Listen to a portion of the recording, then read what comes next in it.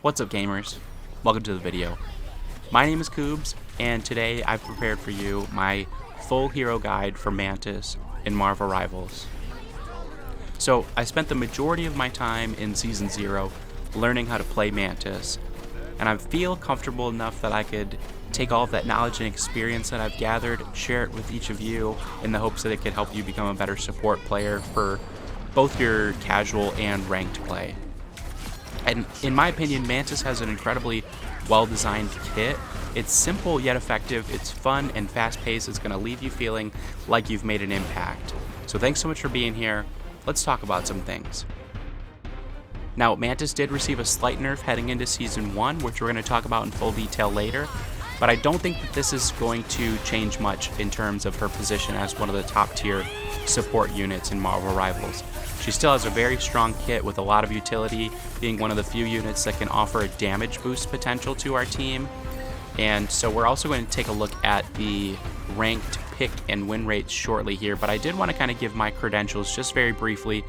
I was able to reach the rank of Gold 2 in Season 0. I only played as Mantis when I played in competitive, and we played a total of 34 games with 24 wins, which is a 70% win rate. Now when we take a look at our PC pick and win rates, we can see Mantis is third in line here, third most popular strategist on PC. She had the highest win rate out of all the strategists, actually the highest win rate of all of the heroes in the entire roster of Marvel Rivals. Mantis had the highest win rate for both PC and for console at above 55%. The next highest was 54 and some change by Magic. And we can see here on console, Mantis is actually the second most popular pick. Still with that high win rate, so we can see that people who are picking Mantis for their competitive games they're having success with her. There's got to be something to that. What is it? I think it's her kit. So let's talk about it. So at the core of Mantis's abilities are her life orbs. In the center of the screen, we can see what look like 4 leaves. That's the visual indicator of our life orbs. We can throw these life orbs to our teammates in order to activate different abilities. The first one that we're going to talk about is our healing flower ability. This is our primary healing ability. We toss them a life orb. It's going to give them a splash of 55 hit points right when they receive the orb, and then it's going to activate healing over time effect, which is going to give them 20 hit points per second for 8 seconds. So in total, a single life orb can give our teammates roughly 215 HP. However, that is over the course of 8 seconds. It's not happening in a short burst, which is one of the downsides to Mantis's kit. However, one of the upsides is that we can toss these life orbs to multiple teammates, so we can cover a wide basis of our team when it comes to sustaining support to them. We can also reach characters that are out of the way. Those heroes that are flying, those heroes that are flanking, not a problem for Mantis. She doesn't even have to get out of position to heal them. When we take a look at somebody like Jeff, though, when we have somebody like Iron Man on the team, somebody like Storm on the team, it can be kind of tough to heal those heroes. So the ease of use for this character to heal heroes, the simplicity of it, the way that it all functions on one single cooldown, all of these things are really great for new players who are trying to figure out how to play a strategist in Marvel Rivals. But that's not the only thing that those healing orbs do. See, when we activate our healing flower ability, or actually when we activate any of our life orbs for any ability, we receive a passive healing boost as well. Now, ours is a little bit less than the boost that we give to our teammates. We don't get that initial splash of 55 HP when we activate our boost, and we heal at a rate of 12.5 HP per second as opposed to 20. But we can activate this pretty much consistently throughout a match. Now, besides just the ability to heal our allies, we can also provide them with a damage boost over time. So we have our Allied Inspiration ability, which is going to provide 8 seconds of a 12.5% damage boost for our allies. This is really great when we have somebody who's set up in a choke point, or we have coordination with a teammate who's using their ultimate. We can get that much more damage out of those, big play abilities, and hopefully turn the tides of battle. Now, beyond just being able to give that damage boost to our teammates, right, which is also going to activate our personal healing ability, we can also consume our life orbs to give ourselves a damage bonus. So with our natural anger ability, we can infuse our life orbs into ourselves and get a 12.5% damage bonus for 8 seconds, while also activating our own personal passive healing. So beyond all of that, the fact that she has her healing flower where she can heal teammates, she has her allied inspiration, which gives them a damage boost, she has her natural anger, which gives herself a damage boost, and all of these are activating her passive, which heals herself. Her passive ability also gives her a speed boost, and that's where her nerf came into play. So for Season 1, they made a slight adjustment to her passive speed boost. You can see they wanted to make her a little bit less fleet-footed, they say, so they reduced her passive speed boost from 2.5 meters per second to 1.5 meters per second. Now, if you've never really played Mantis, you're not going to notice much of a difference. Previously, I was able to pretty much keep pace with Captain America. You could say I'd beat him in a race here. But now I think that we're going to be a little bit closer in line with them. This is from Season 0. It takes roughly 8.65 seconds to cross this room. And then for Season 1, it took closer to 10 seconds, 9.75 seconds. So we're a little bit slower when our passive movement boost is active. But I don't know that this is going to be a big enough change that it's going to impact her viability as a strategist. She still feels fast. She's just not as fast, and hopefully this will maybe bring that win rate down just slightly. We don't want heroes that have an absurd win rate because it means that they need to be looked at by the development team, and we don't want Mantis to be nerfed. So for the most part, that's going to tie up all of our life orb related abilities. But there is one last thing I wanted to touch on before we move on to some of her other abilities, and that is her primary fire, because this actually ties into her life orbs in an interesting way as well. So her primary fire, she has 20 shots, she can fire at a rate of 2.5 shots per second, and each of her shots deal 50 damage. Now, Mantis has the ability to critical hit. Not every hero can do so, so you do want to kind of, know who can and who can't get a little extra damage out of headshots. From what I can tell, the headshot multiplier is 2 times. So instead of dealing 50 damage for a headshot, we actually deal 100 damage for a headshot. And when Mantis lands a headshot, she replenishes one of her life orbs. This is one of the things that I think is really well designed about Mantis's kit, because she doesn't necessarily need to land headshots in order to function as an effective strategist, but as you improve as a player, as your skill improves, you're actually rewarded for your performance playing Mantis. As you land headshots, you're going to replenish your life orbs, which means that you're doing more healing and more damage boosting to the rest of your team. You're also charging your ultimate faster. So Mantis is one of those characters that while her kit is simple and easy to play and understand, she actually rewards you as you get better with this character. So we can put out some pretty significant damage on our own as Mantis. The tricky thing is about landing shots with hers, because they are a projectile that do have a fixed moving speed. So if your target moves out of the way, if they're strafing back and forth, it can be kind of difficult to land your shots.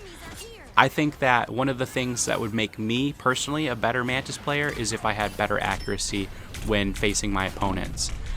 Now, as a strategist, we're going to get jumped on sometimes by the tanks, by the duelists. They want us out of the way.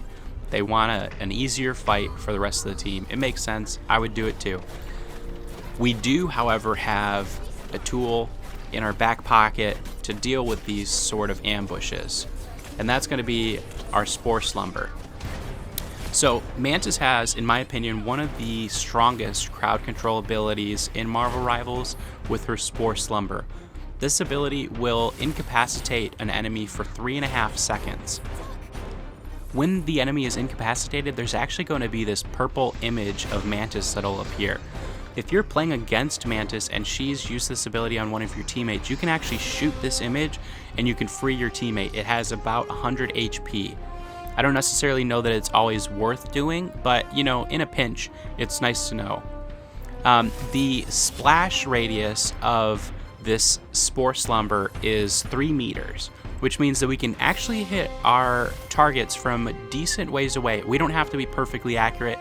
We definitely don't need to hit our teammate with this ability, just has to get close to them. A lot of times we want to aim it at their feet so that we know that it's going to land, rather than trying to hit center mass. Just aim for their feet, you're going to land it, and that'll give you the time that you need to get away or to eliminate that hero, whatever it might be.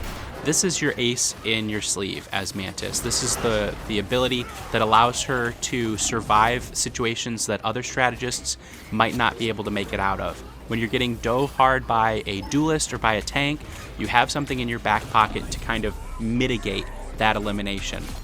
I think that this also correlates into her high win rate, because I think that Mantis has a lot of survivability. If you're not dying, then you're able to contribute to the team fight, you're able to build your ultimate charge. There's different things that happen when you're in the fight rather than walking back to the fight. You can combo this. So look, I used the Spore Slumber on Iron Fist there, and then Squirrel Girl hit him with her Acorn. That seemed pretty solid. You got to be careful because Cap can deflect this back at you, so you end up putting yourself to sleep sometimes. But for the most part, this is like your get out of jail free card as Mantis. It's such an incredible ability. It's got so much potential. They actually, I think, have made slight changes to it where you can actually kind of get an extra shot or two in before waking up the enemy. But for the most part, what I do is I'll put them to sleep and then I'll try to create distance. Use the fact that I have a passive HP regen and a passive speed boost, use those to my advantage and try to get out of those sticky situations. I tried sleeping Shark while he had my friends in his belly and it did not work. Maybe that needs further testing, but it might just be one of those things that doesn't work very well.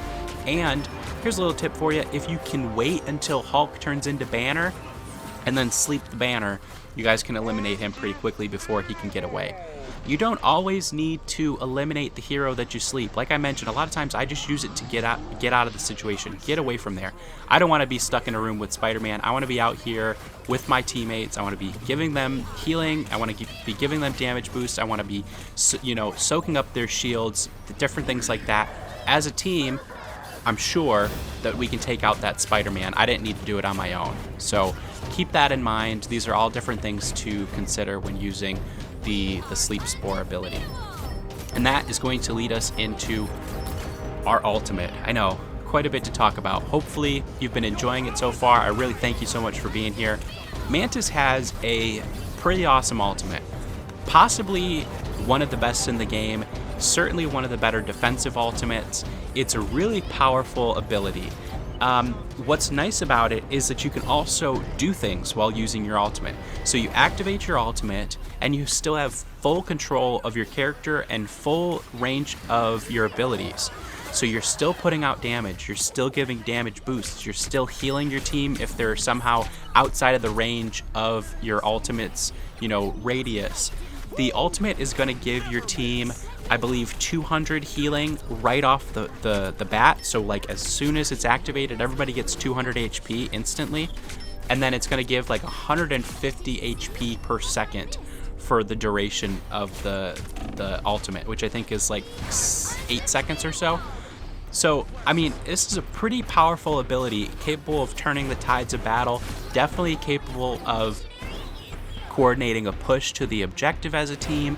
It's also a really great, counter to some of the offensive ultimates in the game. Characters like Psylocke, characters like Punisher, anyone who has a ultimate that is more of a sustained fire. Star-Lord, another great example. You can use your ultimate perfectly timed to kind of mitigate the fact that they're using their ultimate ability to eliminate the team in that moment. It's got a lot of utility, a lot of strength of Mantis's, as a character comes from her ultimate ability. You do want to kind of use this smartly. If you can, try to coordinate with your team. Let them know that your ultimate is charged. Maybe even try to let them know to group up with you. Anything that's going to give you the edge, because I do believe that Mantis's ultimate can be the difference maker sometimes between winning and losing an objective, or even the match. So that's going to cover the majority of Mantis's core kit, but every hero has some team-up abilities. So let's go ahead and talk about that really briefly.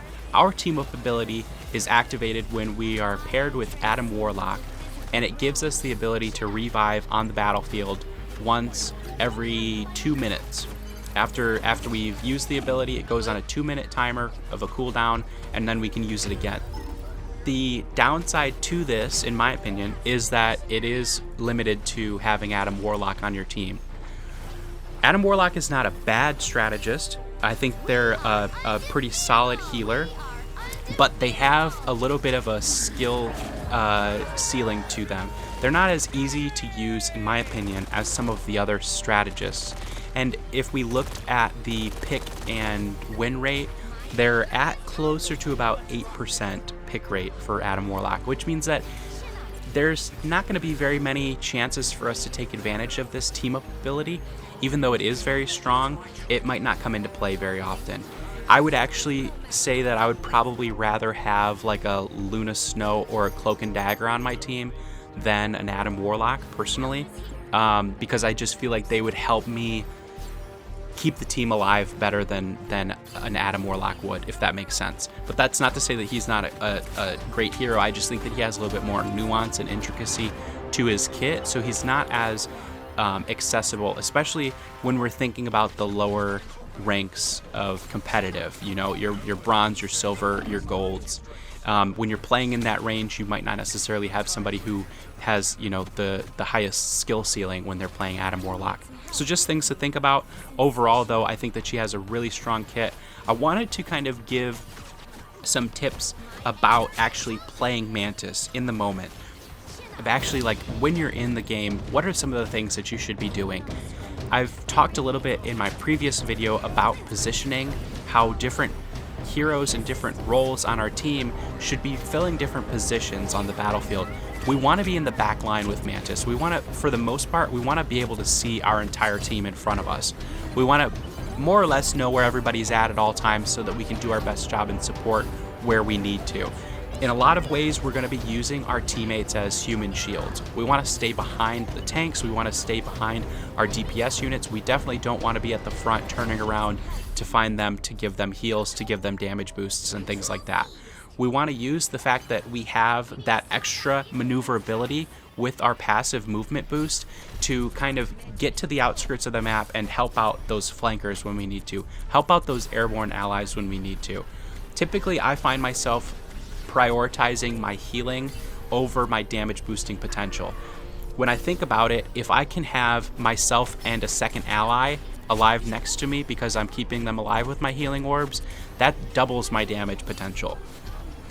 So although you will find those opportunities where damage boosting is a really great play, I typically prioritize delivering heals to my team to try to keep the unit alive so that we can work together and tackle the objective. Another thing that I mentioned in my previous video was sticking with your team, playing as a team. It's definitely something, especially if you're gonna go try to climb the competitive ladder. I would say that 99% of the time it is better to make bad plays together than it is to make good plays alone. Oftentimes, if you're separated, if you're on your own, if you're like, hey guys, we need to be pushing the objective, I'm gonna go push the objective, you're gonna get eliminated very easily. Whereas if you just stuck with your team and supported them, yeah, you know, we might not have taken the most direct route to the objective, but hopefully we eventually meander on over there. So stick with your team. That's definitely going to help you stay alive. And if you're looking to practice, so I've already mentioned that personally, I want to get better with my accuracy. I want to land my shots more next season. Something that I'm going to be doing is, instead of just holding down my right trigger to fire, I'm going to try single shots. So actually, you know, sending my shots individually instead of just holding down a trigger. That's something that I'm going to personally be trying. But a challenge for any of you out there who are looking to get better with Mantis, I would say go into a quick play match and do your best to survive the entire match. Just try not to die. Just go into games and focus on not dying. I mean, obviously you want to keep your team alive, do some damage here and there when you can. I'm not saying just like hide the entire game, but do your best to limit the amount of time that you spend traveling back to the fight, if that makes sense. Even if your entire team gets eliminated, find a place to kind of hunker down and hide without dying, and then just be there when that next wave of reinforcements arrives. Give it a try. Let me know how it goes for you. Well, gamers, I think that's about everything I've got to say about Mantis. I didn't really script this thing out, so if there's anything that comes to mind that I forgot, I'll leave it in a pinned comment below. I want to say thank you so much for being here. I hope that you learned something. Hopefully this encourages you to go out there to try out Mantis or some of the other strategists. In my opinion, if you know how to play strategists well, you're going to have a really good foundation for playing any of our heroes very well. So thanks again so much for being here. I have been and always will be Koobs. Peace and love, gamers. Yeah, somebody's trying to flank us as well. Hallow's up here. Get her, get her, get her. Oh! Uh-oh. This is awkward.